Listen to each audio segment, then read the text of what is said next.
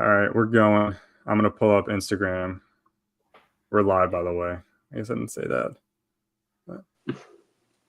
I always love this moment right when we get it's like getting a skateboard started. I'm like, oh, here we go, and down. Oh yeah, you start pumping. Yeah, get those legs in. We haven't. I guess we actually haven't talked about skateboarding yet. Does anyone have a favorite skateboarder out there? Anyone they like to follow? Is there anyone besides Tony Hawk? I don't know anyone else. Bob Burnquist. Okay. Okay. I don't know who that is. Yeah. I've heard of the name. Yeah, there's a bunch. And I'm blanking. Okay. Most of the Jackass crew, they're skateboarders. Pee Wee. Oh, okay. Oh, Wee Man. Yeah, Wee Man. Pee Wee Herman.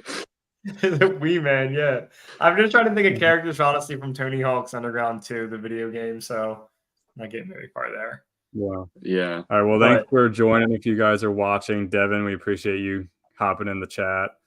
We're going to quickly just look at the AFR bracket. So I will go to that quick. But yeah, how you guys doing? It's weird. It's a Wednesday, but it's a Wednesday. Your old time schedule right now this week, we had to adjust for the Knicks Sixers schedule with them playing Tuesday and Thursday. So we'll make sure we fit in time for that. Sure. So what is it, Ben? This is our name bracket, right? Yeah. So this is where we're at with the name bracket. We have 10 of the 16. So who we got in there? Can you bring it in a bit? If you're going to ask me to zoom in, I'm probably not going to be able to. Actually, let's see. Oh yeah. Oh yeah. Like that. Oh yeah. We're golden. We're golden. That's money. Oh. Oh, that's money. Hold on. We're feeling it right now. I'm not. It doesn't. Those are the only two options. So we're gonna have to set it like this. We'll just have to work with it. Does this make it any better? Yes. Okay. So we got 10 of the 16. And then I don't know if you guys saw, but Rusty Kuntz, that was a ridiculous matchup. First of all, almost a huge upset because I thought he was going to be an early favorite. Him against who was Oil Can Boyd. Yeah. Oil Can Boyd had the lead. There was less than an hour left. And two random people voted Rusty Kuntz in the last hour to give him the dub. So that was kind of crazy. What a clean come from behind victory for Rusty there to slide in the Sweet 16. Yeah, but we've got a lot of people voting recently. A lot of people, a lot of randos. So we appreciate you all for doing that. But yeah, we got. No one's a rando here, by the way, Ben. No one listening is a rando. No one follow us. Yeah, everyone's just AFR family. We don't have a name for our AFR fans, but no. Just Dev, to answer your question, what everyone's drinking tonight, I am not drinking anything at the moment. I don't know about you and Chase, what you guys are drinking. Dev's wondering. I don't actually have anything with me. Yeah, I actually just have my jug of water tonight. Yeah, Wednesday night. Fortunately, it's not our full-time job yet, so we got to work in the morning. But yeah, it's not a random Tuesday. So. Yeah. Also, who's in the bottom left there, Ben? Who's up against Dewana Bonner? Bottom left. Oh, good call. We didn't put that name in. Put it in right now for you. We got Spud Webb down there. Okay. There's a lot of names here, by the way. I know we're going to fully break it down next week, but there's a lot of names I didn't really expect. Yeah, no, I agree. Also, I'm hyped that Ron Tugnut barely made it in, and then it's just been cruising since that point. I mean, he got hot. They're like the NC State of this tournament. Yeah, I mean, there's a couple that stick out that didn't, Boobie Williams and Dick Burns were two for sure. I thought were gonna get in there, and they did not. Yeah, I'm still pissed. Dick Burns did not get past. He lost to Icebox Chamberlain in the first round, and Icebox has been cruising. I'm gonna start voting against Icebox Chamberlain on purpose. Also, I didn't think Bigfoot Silva was going to make it this far. No. He was just kind of like a toss-in name, and he's also gotten hot. Yeah. So matchup on right now is Slugger Labe against Augustin Loser. Is that Loser? Loser? Is that how you pronounce it? Let's just go with And loser. then after that, I got Pretzels against Danny Drinkwater. So some good matchups coming up. Pretzels. I'm pulling. I think my Noodles- favorite matchup Noodles- is going to be the last. Noodles lost, right? No, Noodles is fell in. Noodles beats Swin Cash. Oh, that's right. Nice. The last matchup before the Sweet 16 is Old Hoss Radburn against Don Gong. Oh. And that's gonna be a battle. Oh yeah. Yeah. This is fun. I'm glad we're sticking to this. This has been a lot of fun. I hope the viewers, hope AFR fans enjoying it as much as we are, because this is just a mess. And we actually have to break. Once we get to the Sweet 16, we'll let you know who these guys and girls are, and we'll actually how they contribute to the sports world.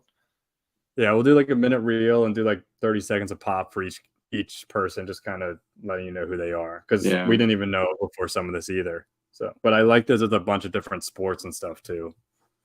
Yeah, this might be the most comprehensive name bracket ever done in history. For sure. It has to be. Devin asked, did Purdue all the way or Yao Ming King not make the list? Are those nicknames? Yao Ming King is that just Yao Ming? And then I think so. I don't know. I'm wondering if he's talking about the names of people's brackets in the bracket challenge. Oh, yeah, this is just actual people's names. Yeah, these are real life humans. Real life. So, yeah. So do your research. Watch more sports. You've probably heard of these guys. Oh my gosh. All right. Well, we will why don't we just get into it? We can talk playoffs. You want to talk 76ers next? Well, let's just talk 76ers next. So do you want me to bring out the box score? Yeah. I mean, this was the only game that really mattered last night. Yeah. Yes. I mean, unless you're a Bucks fan and you're sweating it out, but yeah, I was gonna say the Bucks without Dame and Giannis, who looked pretty dead in the water. But yeah, we can dive in. We're a little bit zoomed in. I'm just trying to let Ben go first, because I'm way too high on my horse right now, and I need to be humbled. So I want Ben to just start this off. Yeah, right, I'm gonna go first. Interested to hear your perspective. So, first of all, I'm not surprised. So Knicks lost this game kind of the way the Sixers lost game. Was it 3? 2. Game 2. And yep. So it's almost like it's almost like payback, and it's almost kind of like redemption for the Sixers, kind of losing a game they shouldn't have, and now the Knicks lost a game they shouldn't have. Terrible foul by Mitchell Robinson to even get up and jump in that situation when you're that long and that big of a body. On Maxey, that was the first issue. We talked that game 1-3. Yeah, when it was 96-90. Yeah, and Maxey missed the free throw though. Maxey missed the free throw, but yes, agreed. Yeah, then the Knicks also made 1 or 2 at the other end. Yeah, but I think the biggest issue for me was that I think kind of what you said, Ryan, that 7-man rotation, they get to overtime, they come out hot, and then they just start fading and fading and fading a little bit more. And then they just don't, they just looked dejected. They didn't look like they had it. I was getting salty at Embiid specifically too, because to me it looked like you could tell he's hurting. You could tell he's labored. So he's just making up for him by being a jackass. And also, Dom, you are a fake ass Sixers fan. I'm just going to say it right now. I'm going to call you out on here. I am so salty because, first of all, you said that the game was like all blown for the refs or blown for this Knicks way. And I did not. I understand there are games. There was a game earlier in the series where it did seem like the first 3 quarters the Knicks were getting more of the calls. and they made up for it. Last night's game did not seem to me like it was like a one-sided refs show.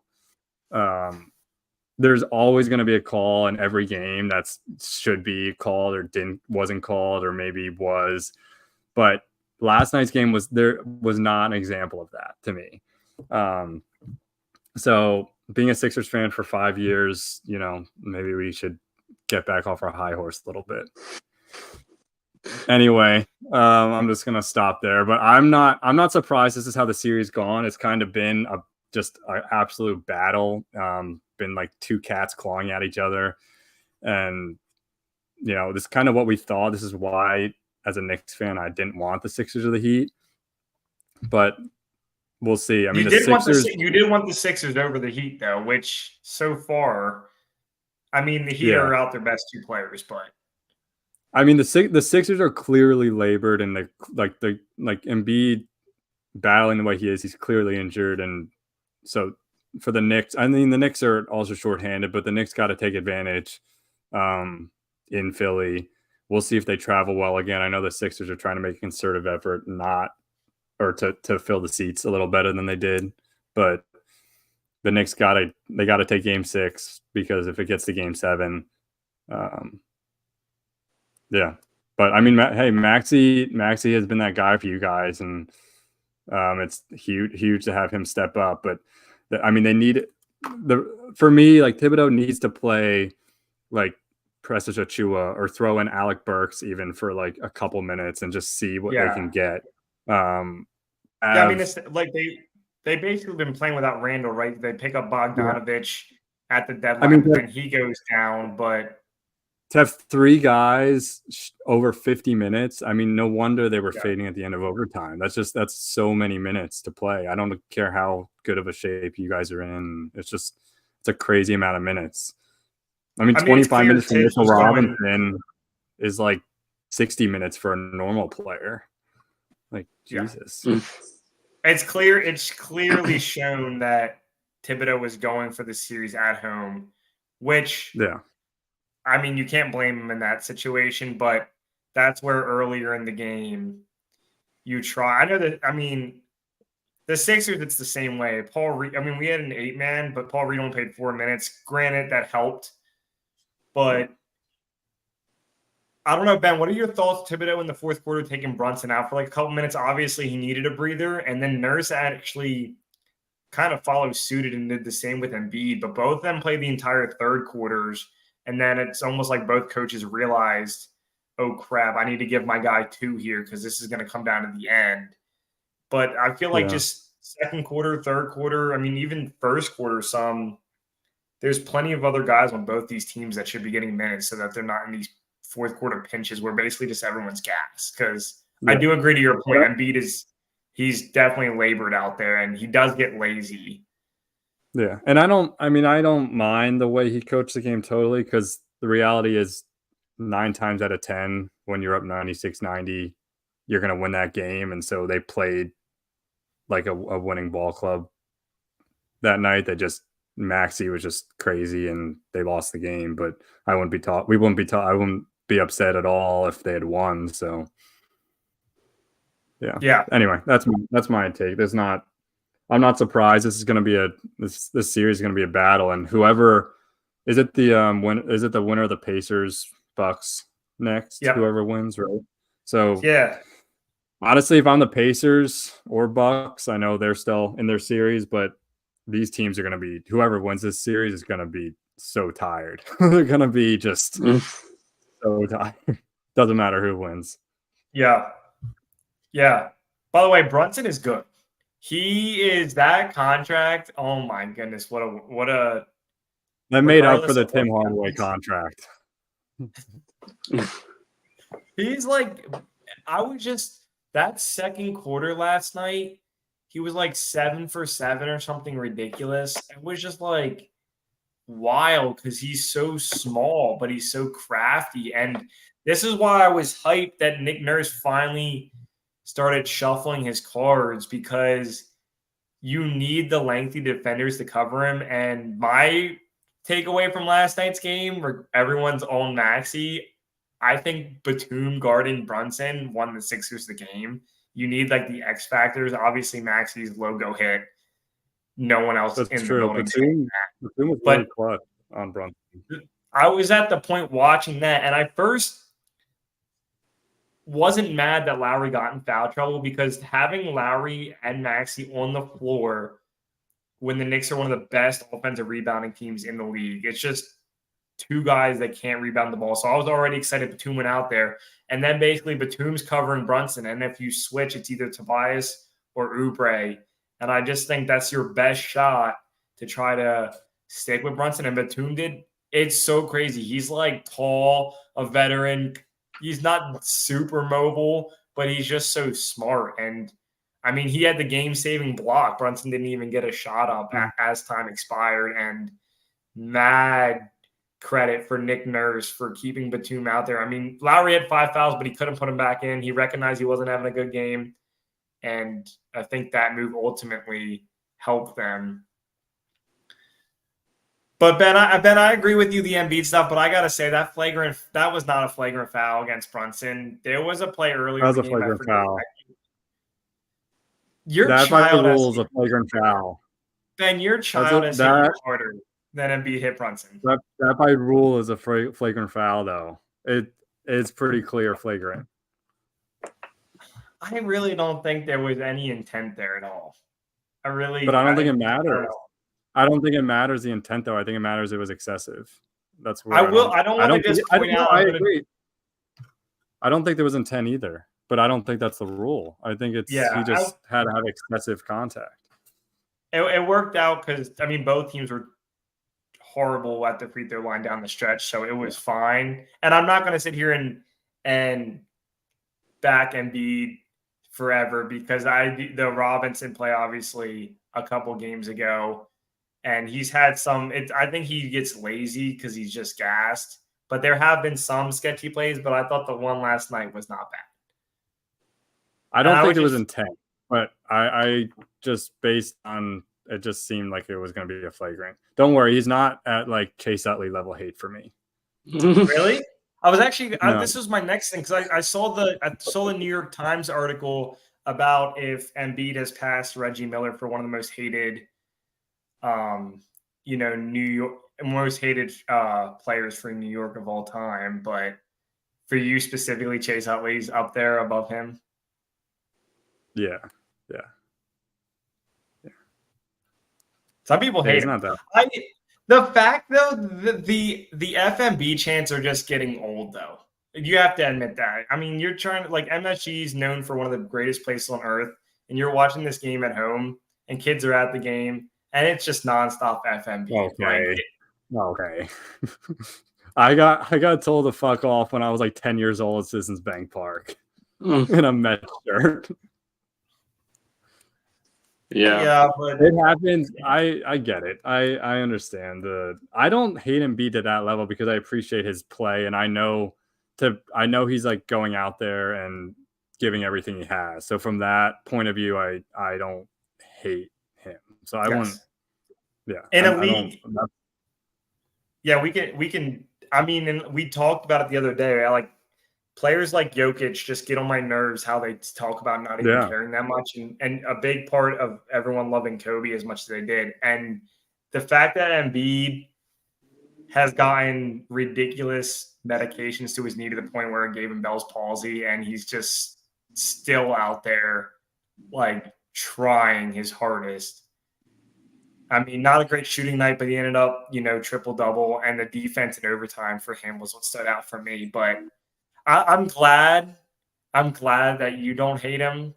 I do agree he's made some sketchy plays. I think it comes down to him just being labored and not caring certain times. Yeah. But I'm glad you don't hate him.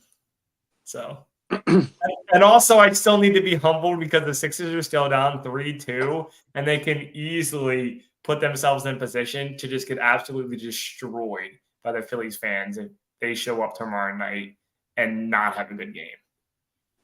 So. Yeah.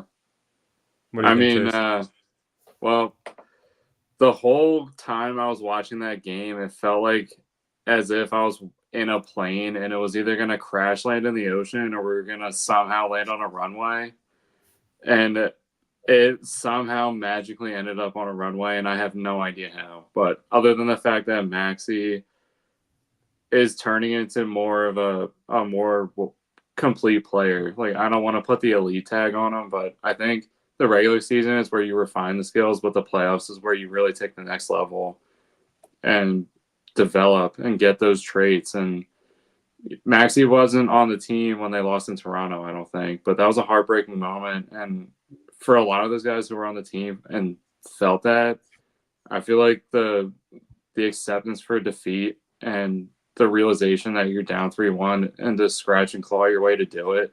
I mean, it felt like Maxey was there the entire time, and it was him getting the shot over Kawhi instead of Joel. Like, I don't think Joel really has the killer instinct. Like, he's a great player, but it feels like in those last few moments when you need somebody to make a shot or maybe just come up with a chance to do it, like, he puts himself there, but like, we're always kind of pissed if he ends up taking the last one. Like, I don't know why. Maybe it's just because they throw it to him and there's a second left and he has nothing else to do but to just throw his arms up. But it seems like Maxey just knows he can run to the basket and he's either going to get fouled or go out on a shield. And I definitely have to respect him for that, because watching Ben Simmons refuse to run towards the net is ultra frustrating. And for Maxey, he just does it with almost reckless regard for his body. I mean, there's times where he jumps and I'm like, oh my God, somebody's ending up with a Kevin Ware type leg injury from this.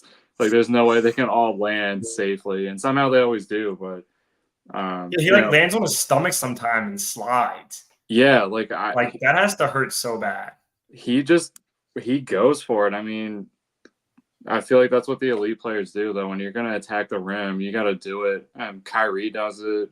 Like, they just have these crafty moves, and it's like, how did they get the shot off? Like, I don't understand. He literally just ran full speed, jumped, and there's 4 guys there, and somehow the basket went up and in. But, I thought it was a good moment for the Sixers. Hopefully you can build them the momentum like we were saying. And, I feel like this is a big opportunity for Josh Harris to make a statement to the fans, because I feel like he's just been MIA this entire season.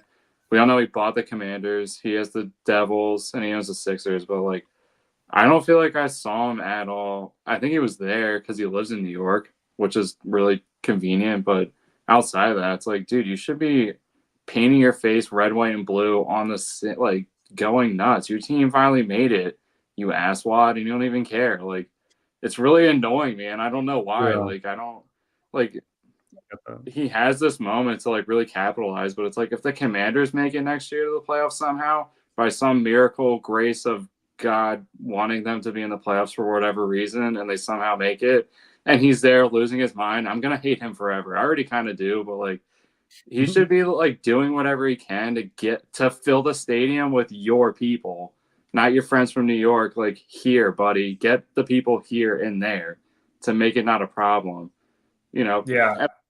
But I think Joel too kind of likes the adversity.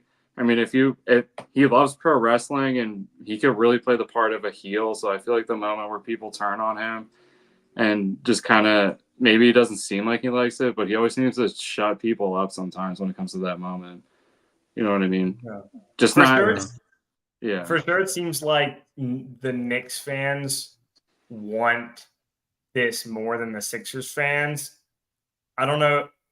Is that what it feels like? Yeah. And obviously, there's probably more Knicks fans in general, but Philly's also been good for so long, and they've been let down year after year after year. So it's almost like a lot of fans, I mean, the people we talk to are just waiting for it.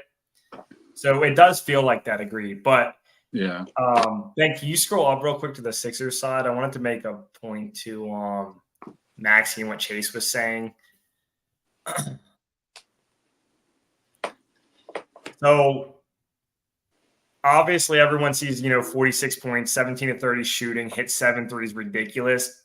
My biggest takeaway too from Maxey is his mature style of play. 9 assists doesn't seem like a ton for a point guard, but Maxey is so known for just trying to drive to the basket and beat every other defender he blows by and puts it in. And there's been plenty of times in this series where whether he gets fouled or not, it doesn't get called, or he's not getting it up over Mitchell Robinson's tall body. You know what I mean? There was at least 3 or 4 plays last night where he drove in, kicked it out to Batum in the corner, kicked it out to Tobias in the other corner, swung it to Kelly Oubre, doing the normal drive in where I'm just thinking, okay, here we go. Is he going to get the foul call or not? He hasn't gotten on all series.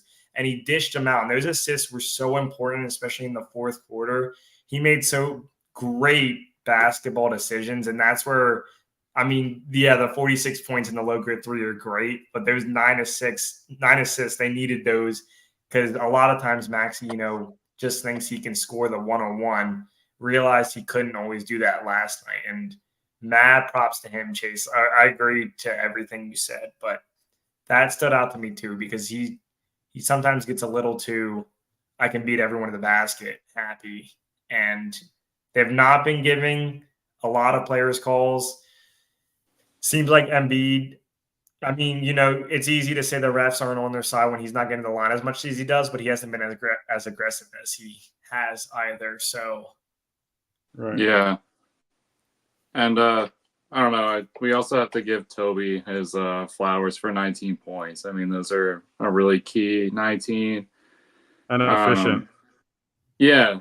There was one moment in the game where I think it was maybe second quarter, where he drove the lane and pulled up right at the foul line and took a shot instead of just taking it to the basket or kicking it out. And I know exactly what you're talking about. It was a breakaway and it was like a 1-on-2 or something, and he pulled up and he missed it short. And he bricked it. He bricked it so hard, and I really wanted Nick Nurse to kick him in the shins for like 2 minutes because of that. But from that point on, I feel like he really cleaned up his act. Like for the rest of the game, I felt like he played really solid, did really good defense, and the shots he was making after that point felt like he was locked in. So I don't know if it was just a moment where he blanked on himself and didn't know what to do, or just felt like he shouldn't be up there because no one else was with him. But it was a bizarre sequence. I threw my hands up and yelled out loud because I was like, I can't do this. I literally can't do this. I can't stand watching a person do this. This is literally what Ben Simmons does, and he's not even playing right now. And it's driving me crazy, but those 2 free throws came with a minute left in OT. Yeah, big free throws hit them both. Right. The other thing with him, for 49 minutes to have no turnovers is also pretty impressive. I know he doesn't get the ball a ton sometimes, some possessions, but still impressive. I mean, Joel was literally just giving the Knicks free run at the net for a handful of times. I feel like that was part of the reason why he got benched, was because he was he was trying so much. The second he would turn around, someone would come up and take the ball away, or he just had bad passes or bad decisions. But I gotta really still though, like the Knicks are dangerous. Like I know we got this win, but I mean, you guys have played such a really good series this entire time. Like someone's always there to get a rebound. Somebody's always there to kick it back out. Like the second chance points, I feel like, have really doomed the Sixers. And this game at the end really felt like we were able to flip the script a little bit and have a Knicks style like play where it's like, okay, we got them reeling a little bit. But for the most part, I feel like the Sixers have just been going backwards. Like, they scored points, they made it close, but they've really just shot themselves in the foot or gave away points that they could have had. And you got to give the Knicks credit. I mean, they've literally taken advantage of all those opportunities, and this was the one time where they slipped a little bit. But I mean, you got to imagine coming back, they're focused, they know what they have to do, and it's business now. I mean, we're in the championship rounds now. Like, this is it. You either get the knockout or you're holding on for hope. Yeah, and Thibodeau's also, I think, still so far the series has outcoached Nick Nurse, which I'm shocked by. But Nick's 7-man rotation, my last point, Nick's 7-man rotation, they have Randall out and they have Bogdanovich out now. I kind of understand it. Philly, I still think there should be more guys playing. I mean, the rebounding, like Mo Bamba could have played those 4 minutes instead of Paul Reed. Buddy Hield had minutes earlier in the series. he had like one game where he went like 0 for 2, 0 for 3 in like 15 minutes maybe. And I feel like after that, we haven't seen him, but he's one of the best shooters on the team for offense when Embiid's off the court. I mean, DeAnthony Melton, yeah, he's missed the better part of 2024, but he's a great 3-and-D guy and someone that can be out there to help spread the floor in defense. I mean, I get you don't want 9 or 10 guys out there and you end up losing the game. It's like, okay, well, we need Embiid out there the entire time. But I feel like for spurts in the second, third quarter, maybe even the first, you throw some of these guys out there. Cameron Payne, I don't think he played at all in game 1 and maybe not in game 2. And then he came out in game 3, the game they won, and had a spark. Yeah. Yeah, go to game. I don't think he played at all in the first 2 games in the series. So he played 3 minutes in game 1, and then he didn't play in game 2. And then look what happened when he played in game 3. Like there could be that spark with Buddy Hield, Mo Bamba, whether it's scoring or doing some other impact.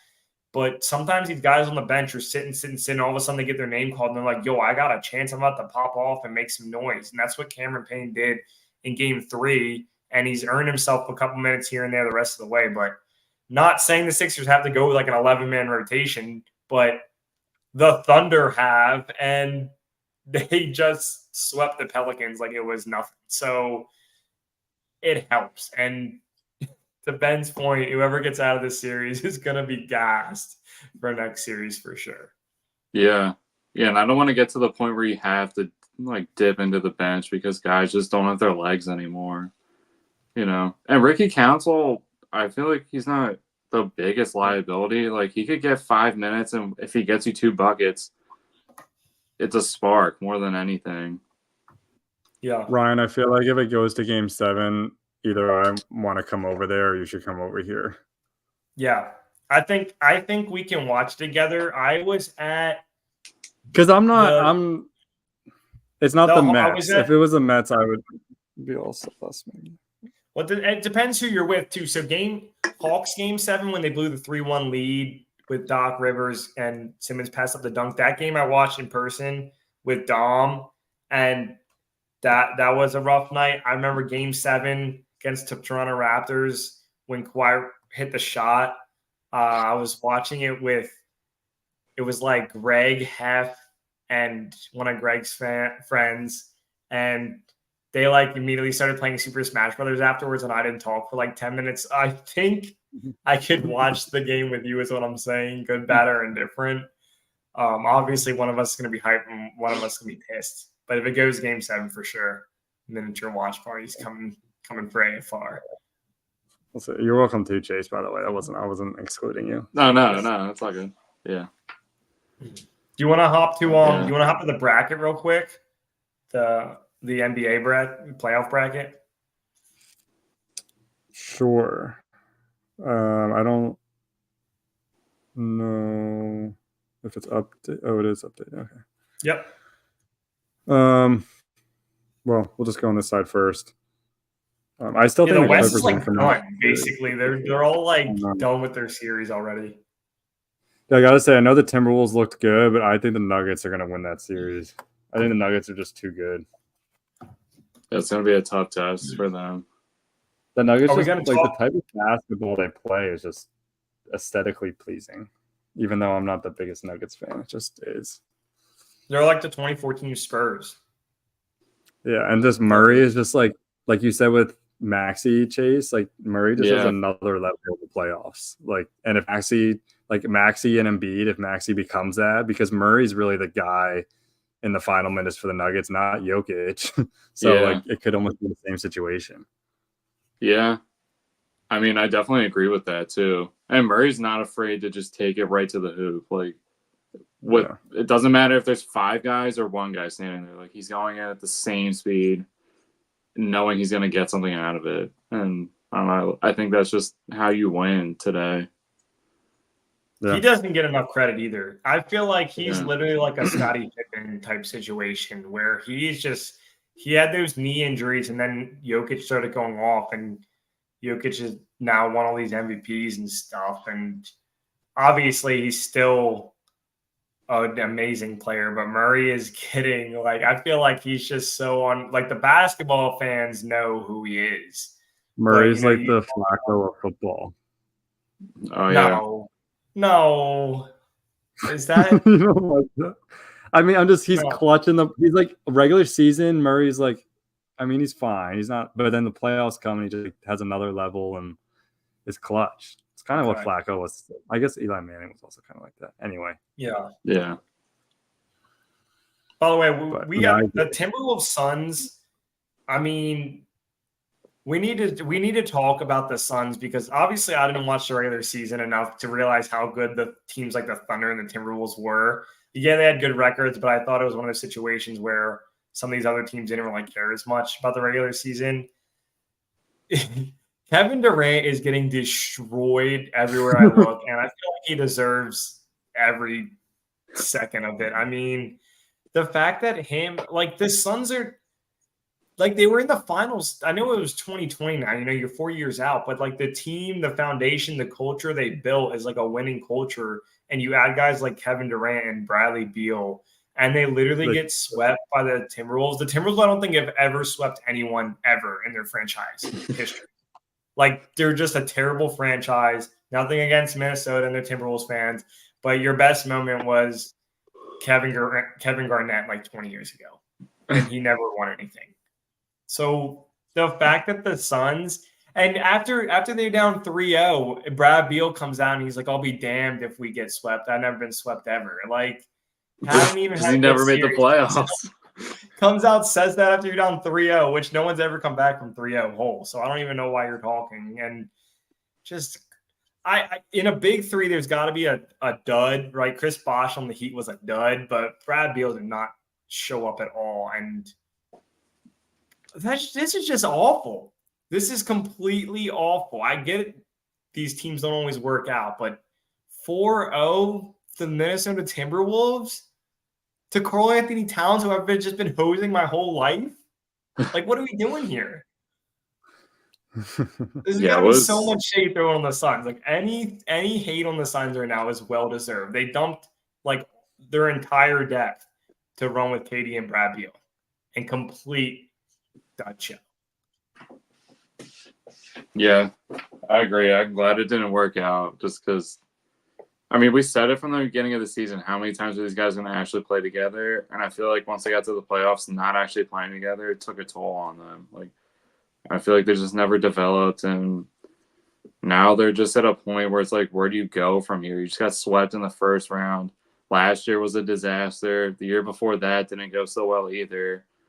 I mean, just they've had, and the Sixers have had a bad run of playoff losses. The Suns might be even worse. I mean, and some of their games they've gotten blown out. Not even like they were competitive. Yeah, and they're in a spot now where it's sus. Like they could go in a deep spiral over the next couple of years downward because you already have rumors of Booker wanting to join the Knicks. You have like, who knows what KD's going to do. Brad Beal, if you're like all of a sudden left with a Brad Beal Suns, like he's not going to lead the team. It's going to be the Wizards all over. Washington Wizards. Yeah. Yeah. So they traded so much away. They could be in a sus situation. Would not mind if Booker went to the Knicks though on a separate thing. That'd be kind of hype. But. Yeah, and I have to correct myself. It wasn't 2020. The Suns were was that 2021 or 2022? Like it was pretty recent they were in the finals. So it's not been that long at all. Like they basically have a lot of the same, 2021 foundation that they built. Yeah, 2021, that's the year they lost to the Bucks. Yeah, that's crazy. I mean, and they got swept there. In the finals and then lost 4 games in a row. I didn't even remember that. That's so bad. Yeah, that's when Giannis that year Giannis completely took over. Like that was when I gave Giannis props because he just completely took over that series. I remember watching those last couple games and they just couldn't stop him. They had no answer. But still looking for their first chip. What? Still looking for their first chip. Yep. As are the Timberwolves. Mhm. So. Also, some other key points. Thought the Pelicans had a chance. Once again, Zion Williamson not on the court, which I feel, being an Embiid fan and just a big guy in the league fan, but thought they had a fighting chance and basically no Zion, no shot. Clippers, same thing. I don't know if we were all kind of on the same page. I thought the Clippers would have an easy time with the Mavs, but Kawhi's knee has just been slowing him down to the point where they can't even have like consistent minutes of him on the floor and like looking healthy again. How do you feel about James Harden kind of balling out now?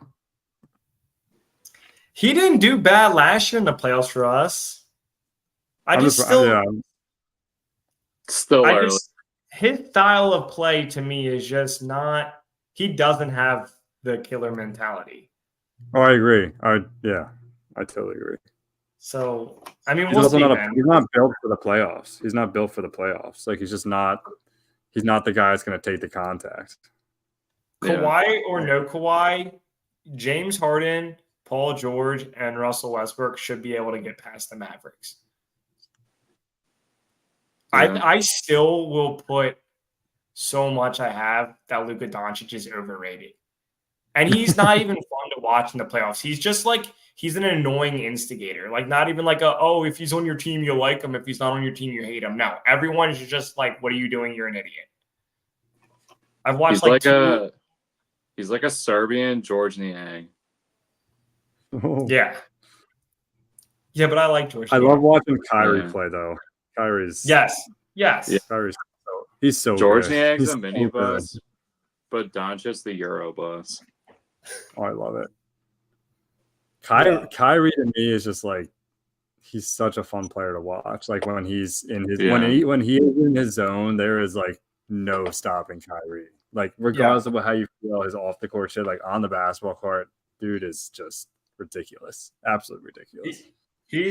I think he's my like favorite non-Sixer player to watch, like maybe even ever. Like he's someone you would want to go to the local basketball courts and you see him running, like you would just sit there and watch. Yeah. I mean, I feel like that's the only reason I want the Mavs to move on is just so we can see more of like what he can do. True. Like, I don't know. Plus, I don't want Harden to do anything. So, yeah, sorry, Paul George and Kawhi and Russell Westbrook, but you're all guilty by association. So, see ya. Plus, I think in my bracket, I had them losing in the first round. So, where are our brackets? I have no idea. We should probably bust those out and dust them off and see where we're at. I know I had the Clippers in the championship. Yeah, I had the Clippers in the championship, and I know I had the Knicks in the Eastern Conference Finals. I think you had the Magic winning a playoff series too. I think you might both had that. Yeah, I think I did. I think I had them sneaking into the playoffs. I might be able to find mine. I have no idea where mine went. We've cleaned so many times. It's probably... I'll probably find it next year. Yeah. By the way, the Eastern side, real quick, it's basically the definition of your players are hurt, you're losing. I mean, Heat, no Rozier or Jimmy Butler, haven't really had much of a shot. I know the Bucks are still hanging in there, but no Giannis, no Dame, not really having a shot. I honestly think the Heat and the Bucks, fully healthy, both would have taken down the Celtics and the Pacers, respectively. I mean, the Heat have had the Celtics number for years now, and it makes me salty that Jimmy got hurt in that Sixers game because I know he would have literally knocked out the Celtics again, and it would have been amazing to watch. And then the Cavs Magic is kind of a weird one. The Magic are another team, like the Thunder, like the Timberwolves. I'm sleeping on all these younger squads that had good regular seasons. I don't know. The Kings last year were an example where I'm like, oh, they're good, and then they lose to the Warriors in that 7 game. And I know it went 7 and Curry went off, but great season, didn't show for anything. The Magic have shown out, and I know a lot of people like Banchero. Yeah. They're one of those teams where, I mean, they have a matchup where they have a shot, but I don't know. To me, I know Porzingis went down. I don't know what's going on with him, but it seems like the Celtics could. I mean, they're going to beat the Heat because the Heat are injured. Then they're going to, whoever they get, are going to win the next matchup. I mean, it's a walk to the conference finals, and then it's whoever you run into if they're healthy or not. Like, Knicks already aren't going to be healthy. We'll see with the rest of the teams, but this would be a fantastic year for the Celtics to win, which would make me even more happier when they choke and lose. So, I agree.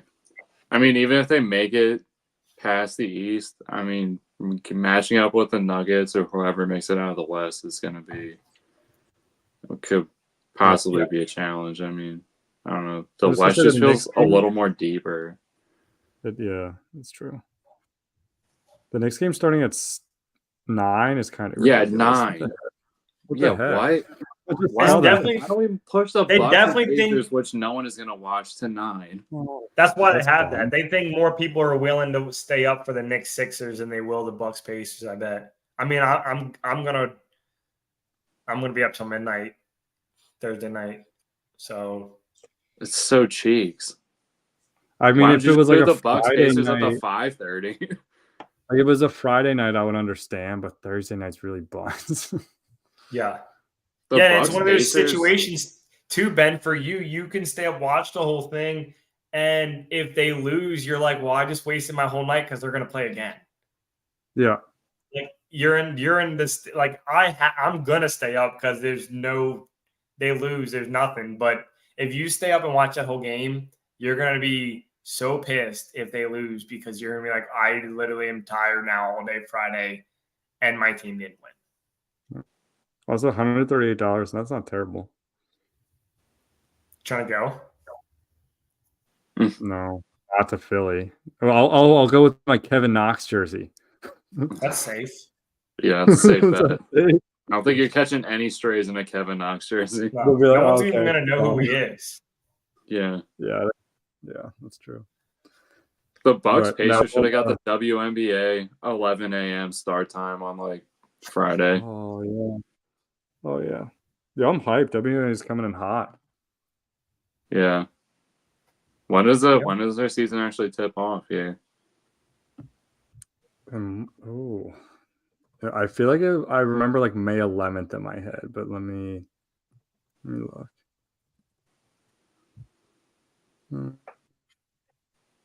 May 14th. I saw the Fever May 14th. May 14th. All right. The people are going to see real quick the WNBA is a lot different than college. Caitlin Clark. She's going to get roasted against the Aces, too. I feel like they were. Yeah. I mean, I'm sure that's probably going to be a super watched game now. Like, anything to do. Because it's such a quick turnaround, like we were saying. The tournament happened, the draft happened, and now their season's already starting. I mean, that's crazy. That is so soon for a rookie to just come into a brand new team and offense and learn that. It's like a month or less. It is insane. There's no off season. There's literally no. Yeah, the fatigue. I feel like I wonder how bad the fatigue is. Like rookie numbers already are usually down, but I feel like WNBA they're probably even more down for the sole fact that. I mean, you're used to playing like 30 games a year, and I don't know how long WNBA seasons are, but I'm going to guess there are more than 30 games. And on top of that, you get 40 something. Yeah, so you're already playing 10 more games, and you get like no off season, and you don't even know anybody. So I feel like the fatigue's real your rookie year as a WNBA player.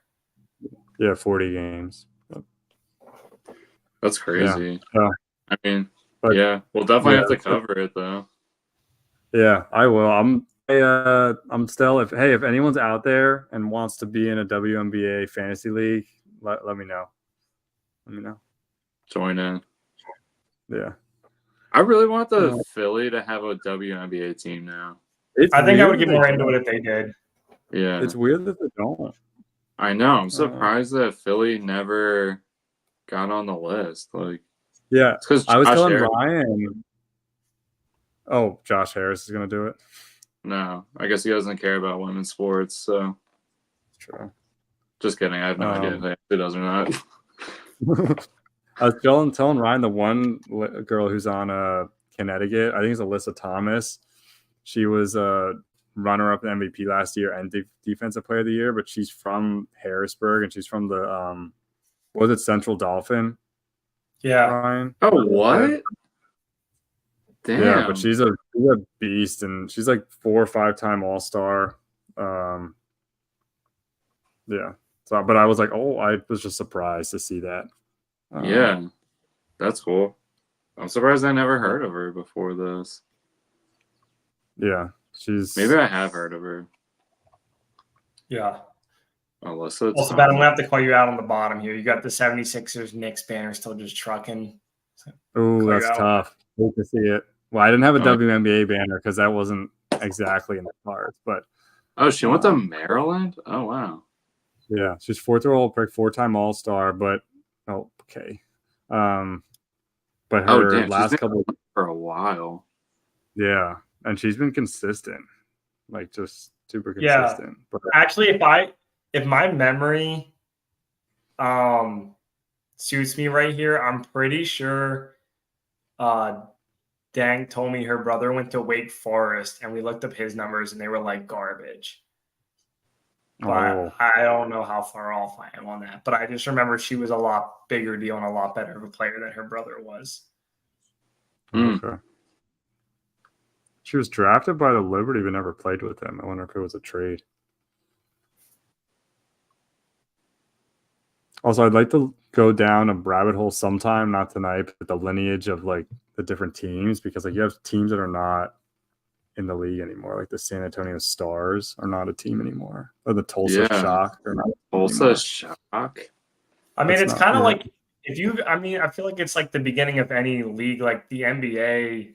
Once you start going back there, you run like the Washington Bullets or the Baltimore Bullets and stuff like that. Yeah. But there's some, I have to say, there's some trash names. The Phoenix Suns in the NBA is they became the Aces. I did not know that. So, all right. Sorry, Ryan. Go ahead. No, I'm just trashing on the WNBA, so it's probably not worth it. Also, didn't know Bill Laimbeer was their coach before Dawn Staley took over and made them a powerhouse.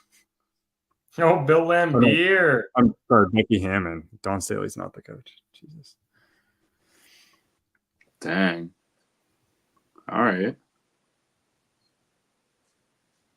That's crazy. But anyway, so I'll get us back on track here. I think we talked good enough about basketball and just NBA, but it'll be fun to see what happens. Chase, you want to kind of wrap us up before some of the other stuff with the Dover race? Yeah. So this past weekend was at Dover, big race, obviously close to where we're all at, which is cool when it's in the same region. So, and it's a track I've been to before. I've seen a bunch of races there, and it's a tough track. This weekend, really, it was somewhat of a clean race. There wasn't a whole lot of incidents, but I gotta say, the incident I have to point out was a big one. Our guy, Christopher Bell, caught a stray.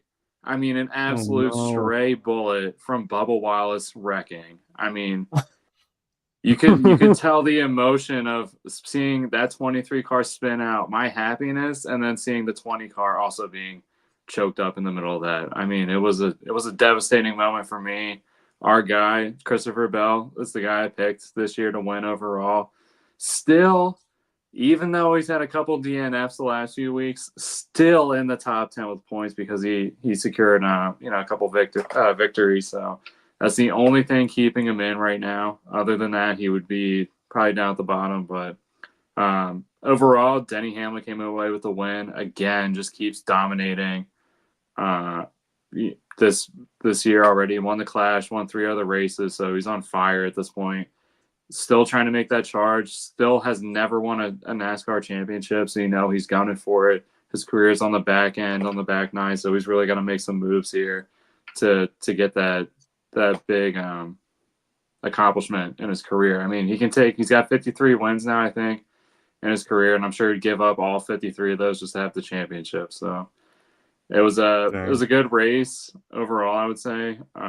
Really wasn't a lot of havoc created or, anything that the track was causing that was making the drivers having an off day. But nonetheless, another big win for Denny Hamlin. He keeps it on moving. And for our guy, Christopher Bell, this week they go to Kentucky. It's wide open. Toyotas have run really well there in the past few years. So we're hoping that Christopher Bell can get it back on point here, maybe get another win, at least get a top 5, for sure a top 10 victory, and just get back in there, get some points going, because he's had just bad luck, really. I mean, just really at the wrong places at the wrong time, and just taking a lot of damage this year. So got to keep it moving here. Yeah, gotta love Bubba Wallace getting the DNF though. What was that? What's the next one, Chase? It's at Kentucky, so it's a little bit bigger of a track than Dover, and should be wide open. I mean, a lot of people run really good here. All the perennial guys, you know who these real suspects are, but I would say the Toyotas seem to have had an advantage at Kentucky over the other manufacturers, so it's a big one. I just want to point out, I don't know if it's NASCAR or Ben, but usually I need to start setting an over-under timer for how long it takes Ben to find the race results when you're recapping it, because I feel like it's like at least 30 seconds. Their website kind of sucks. I'm not going to lie. Okay, so it's not all Ben. Well, so the problem for me is I don't know enough about NASCAR, and there's so many, like with NASCAR, there's a bunch of different leagues too, and I always struggle to like get on the right one. Like there's the Cup Series, and you got the Xfinity, the Truck Series, yeah. I always get them either like click on the wrong one or get them confused or something. So I definitely struggle. Yeah, they have a lot of jams on this tiny website. I mean, it's a lot to go through, but. As long as you don't run into Garrett's cars, for sure. Then we're fine. Yeah, but so it was a big one. Sorry, go ahead, Chase. Oh no, that was it. Yeah, Ben, who do you got on your jersey? Why are you wearing a Yankees jersey? So funny story. It is a Yankees jersey, but it's a Scranton Wilkes-Barre jersey. I got this really good. It's a game-used Aaron Hicks jersey from when he went down in 2019 on the team, and it was only like $30 or $40, and it's his game-used jersey, so I got it, and I decided to wear it tonight. What's pretty legit. The Monterey team? What? What's their team? Wilkes-Barre, the Rail Riders or something. It's like the actual jersey he wore. It's a game. It's May 11th game he played in on 2019. Aaron Hicks. That's pretty cool. So it was so cheap, and it was just more of like, it's a game used minor league jersey. I kind of want it. So yeah, that was all. It's pretty trash as the Yankee symbol on it, though. Yeah. I'm gonna get a lot of flack for that one. Yeah. Okay. All right, you guys want to do Immaculate Grid quick? Let's do it. Yeah, you want to say goodbye to our fellow listeners on the... Yeah, Spotify. If you guys are listening, this is where we leave you here. So we appreciate you listening, and we will see episode 64 coming up next week. So, yeah. Later on Spotify. All right. Now it's time for the real part of the show. The after hours. Someone consider this the after hours part of the show. Anyone on live or watch on YouTube, they get the real juice. Yeah, Instagram, I have that on. If you guys comment, if you guys know any of these, please help us out. All right, you guys ready? We're gonna need it. Wait, you might want to take the Dover race cap thing off the bottom. Oh, that's a good call. All right, you guys see it?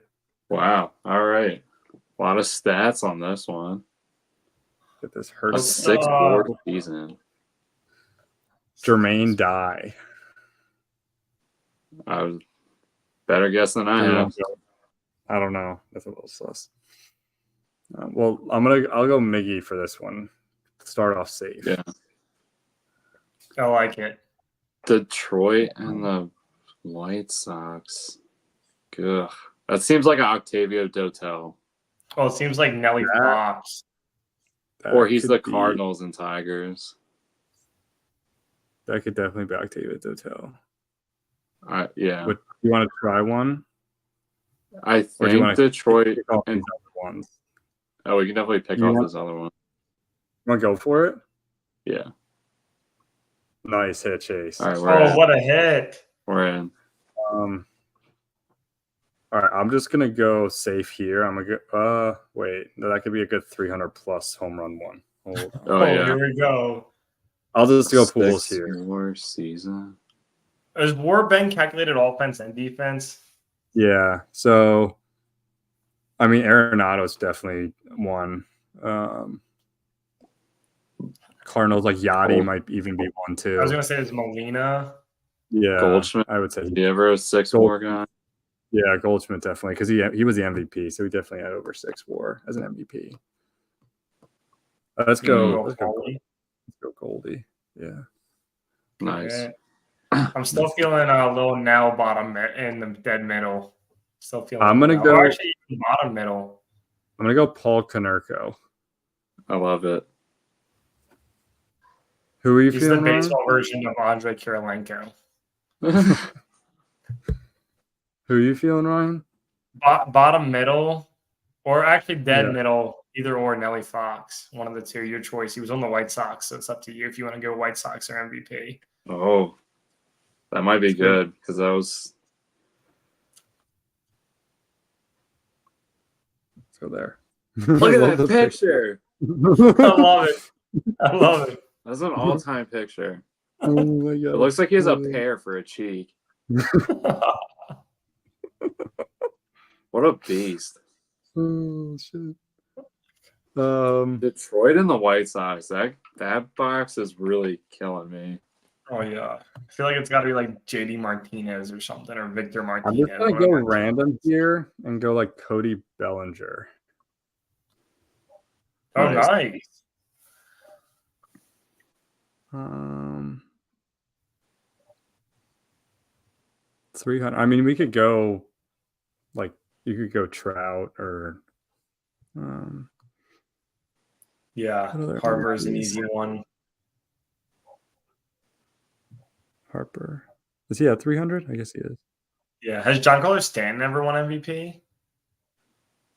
No, I Oh. don't think so. I don't think. Did he Ken has. Griffey win MVPs? Yeah, I think I Ken like Griffey's a that. good one. Wait, junior or Larry, senior? Larry Walker definitely won an MVP. Oh yeah, Yeah, I like in that. here. Put Larry Walker in here. Okay. Park him right there. Took it over Mike Piazza. Such a Oh. basic name. 0.5. Look at that. Dang. Damn, you All right, cleaned we up just with the got one 1 more. and 0.5. Oh my Detroit gosh. and the White Sox. This could easily be LaTroy Hawkins, but I'm not going to risk it on that. Oh my god. Who's I'm gonna not say gonna it has to be a reliever? Who's gonna say it? I'm thinking. What? Maglio Ordonez. Wasn't he on both? It sounds like it, honestly. If you're confident in it, I'll ride with it. Yeah, do it. Well, I don't know. Now I'm second guessing. No, just do it. Oh, let's go. Oh, let's Let's- go. Nice. Who was it? Oh, that was the highest one. Dang, Maglio Ordonez was the highest one.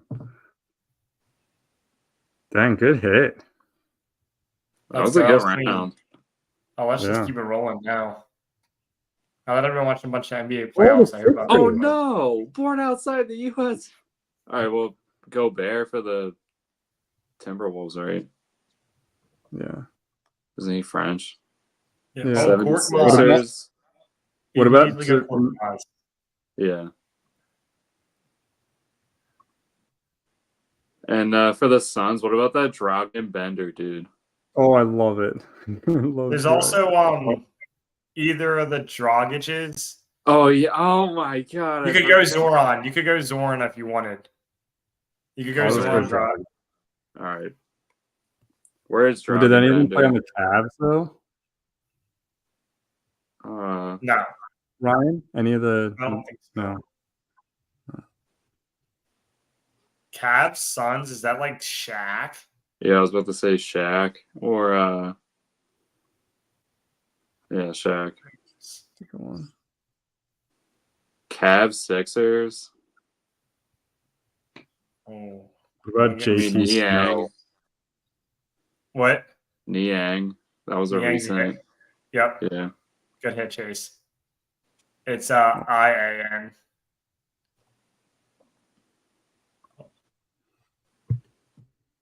Is Ricky Rubio for the Yeah. Cavs? Yep. Was Ricky Rubio? Olivia, Kevin Love.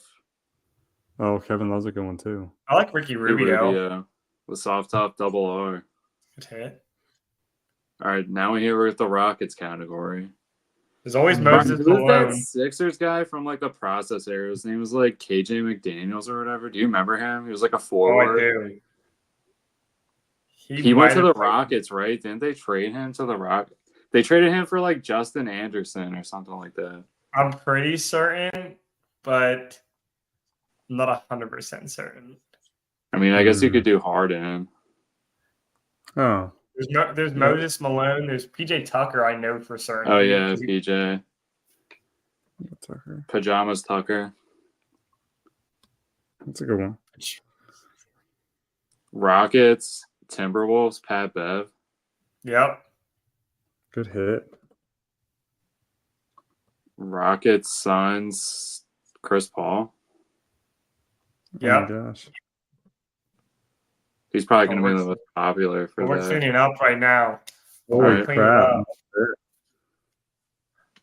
Oh, Danny Green. Oh my god, yeah. All right, we'll go right I to football forgot. just because we're feeling good. Oh, where's Danny Steve Nash Jackson- from? Is Steve Nash from Canada? Oh yeah, I think so. Because I saw Oh. him under there. I Sure. forgot that he was. That's true. By the way, the fact that All right, let's Korkmaz got go to- 6% kind of shows the love there. Oh, the Eagles Ravens. and the Ravens. What the heck? Oh boy. Gosh. Eagles, Giants, Golden Tate. A good hit. Eagles, Golden Chiefs, Tate. LaShawn McCoy. Yeah. Oh, yeah.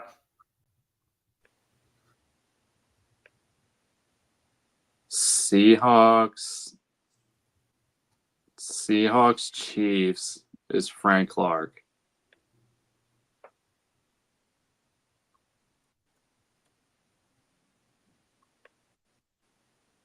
Oh, Let's man, way to choose the right one there. All right. I'm going to go Jamal Seahawks. Charles. Oh yeah. Oh, I love it. Oh my gosh, these are high percentages. So- 1,000-yard rusher for the Ravens, Justin Forsett. oh, that's a good one. Dust Well, out that whole box. wasn't he also a Seahawk, though? Oh yeah, he was. That would have been a better one. Oh, actually, oh my god, this is gonna be a deep pool. Oh, All right, I'm in. Seahawks, Ravens, Chris Matthews, that dude who popped off for the Seahawks in the Super Bowl against the Patriots that one year. This guy, Chase? The 3 years? Seems about right. Just do it. Oh, my gosh. First of all, I'm still like 4 Clay Matthews. Oh my Yeah! gosh. What a hit. Oh, my About gosh. 2 games for the Ravens, I think. What a hit. All right. I mean, Eagles, Giants, you go Giants. Tiki Barber. Or I like it. Yeah. Do Tiki Barber. what did like Brandon Jacobs ever have? I don't know. All right, for the Ravens, Eagles, put Timmy Jernigan. Oh. God, I hated Timmy Jernigan. Oh my gosh. Look at that category. 0.4, Chase- 1, and a 3. I love Chase, it. you Dang. cleaned up. All right, Yeah, you Seahawks, Giants. This should be easy. That's Julian Love, the safety. It should be easy. Jeez, Chase. Oh What a Gosh. Earl Thomas. Yeah. Yo, by Earl the way, who was that? Yeah. Who's that running back on the Giants that was so trash and fumbled it like 5 times in one game at one time? Like Wayne Gallman or somebody. No, it was- Matt Brandon Brand. Jacobs or Ahmed Bradshaw. I don't know. Oh yeah, those two buffoons. oh maybe. By the way, They we might have haven't been a missed. combined 500 pounds of running back. Legitimately. Dang. I don't know if Oh. I don't think I'm going to be able to keep our streak this Middle way, right, by the Tina way. Charles, middle right. All right, 4,000 points. We should get this whole category. Are you sure, Ryan? Didn't she play on New Fourth- York? 4,000 is a lot for a WNBA, by the way. Tina Charles has 4,000. Did she play on New York? I feel like Brianna Stewart is an easier one there. Ben, 4,000 points is a lot. Are you sure? Yeah. 4,000 points for LA. Tina Charles has it, Ryan. I just don't know if she played for them. She might have. I don't know. Well, Ben, I just have to figure out who Deladon played for besides the Mystics here. Okay, well, Did she play for the one- Chicago? Candace Parker just retired, and I know she played for LA. Yeah. Chicago, 4,000 points. Who? Who was like Chicago's big player? Was it Diggins or not Diggins Smith? No, I feel like we always bring up the Minnesota team instead of Chicago. Yeah. Chicago and Atlanta are the two teams I really need to know. Yeah, I don't know. Diggins Smith. I mean, maybe like Taurasi or Deladon. Not Deladon. Oh, before you hit a miss, just go to hockey to see if Chase keep his hot streak going. Oh God. Because he's been hot right now. Oh man, 40 goals for the Lightning. Stamkos. The old stammer. Yep. All right, 40 goals for the Ducks. Ugh. 40 goals for the Kings. Anze Kopitar. Ozzy Osbourne. ANZE. Oh, Yeah, there it is. Oh shit! What? there it is. Try. That's okay. Chase. Yeah, Good run. That was a good run. that was decent. Went a lot further than I thought. Still proud of that Ravens category. Yeah, have no I idea don't for think this one. I'm just gonna I try don't know. one more just to see. Okay. All right, that's it for me. All right, we can stop streaming for a minute, but we appreciate everyone for sticking around, for listening, for watching, however you're getting it. If you're still watching, and yeah, shout out to Rob Ford for winning the box, shipping out tomorrow. Appreciate you. Thanks for tuning in, playing with the We March appreciate you. bracket. We appreciate you, Rob. All right, Oh yeah. see ya.